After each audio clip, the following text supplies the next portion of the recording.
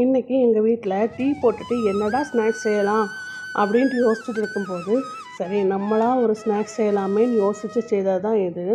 இதை நான் செஞ்சு வச்சா என் பையன் என்கிட்ட கேட்குறான், வாட் இஸ் திஸ் அப்படின்ட்டு. பேர் தெரிஞ்சால் நான் சொல்ல மாட்டேனாடா, பேர் தெரிஞ்சால் தானே சொல்ல முடியும். நான் சோறை வைக்கிறேன், நீ பேரை வைன்னு சொன்ன மாதிரி நானும் அவன்கிட்ட சொல்லிட்டேன். சரி, இந்த பேர் தெரியாத ஸ்நாக்ஸை நான் எப்படி பண்ணேன்னா, கொஞ்சமாக தோசை மாவு எடுத்துக்கிட்டேன்.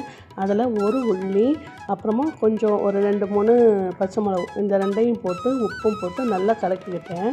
கலக்கிட்டு அடுப்பில் ஒரு பாத்திரம் வச்சு அதில் கொஞ்சம் எண்ணெய் ஊற்றி, இனி நம்ம கலக்கி வச்சுருக்கோம்ல தோசை மாவு, அதை கொஞ்சம் கொஞ்சமாக போட்டு பொரிச்செடுக்க வேண்டியதான்.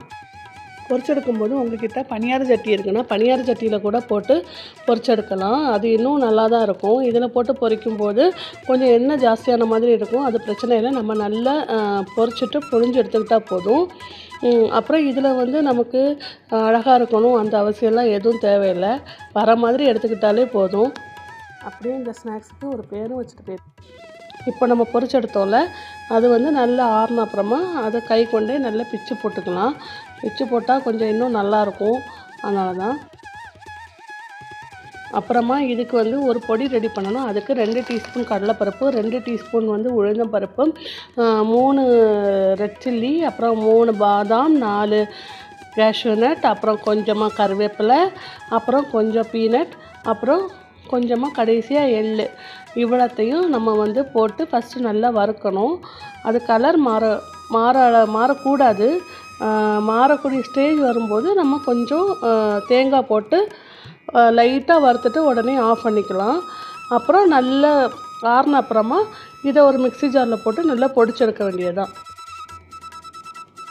இப்போது நம்ம பொடிச்சாச்சு பாருங்கள். இதுக்கப்புறம் வேறு ஒன்றும் இல்லை, நம்ம பிச்சு வச்சோம்ல அந்த பொருளையும் அப்புறம் இந்த பொடிச்ச பொடியும் சேர்த்து ரெண்டையும் நல்ல மிதமான சூட்டில் வச்சு நல்லா மிக்ஸ் பண்ணி விட வேண்டியதுதான். லோ ஃப்ளேமில் வச்சு மிக்ஸ் பண்ணுங்கள், இல்லைன்னா கரிஞ்சு போகும். அவ்வளோதான். இனி அதை அப்படியே எடுத்து சூடாக சாப்பிட வேண்டியதுதான். டேஸ்ட்டு அல்டிமேட்டாக இருக்கும். நீங்களும் செய்து பாருங்கள். செய்து பார்த்துட்டு எப்படி இருக்குன்னு கமெண்டில் சொல்லுங்கள்.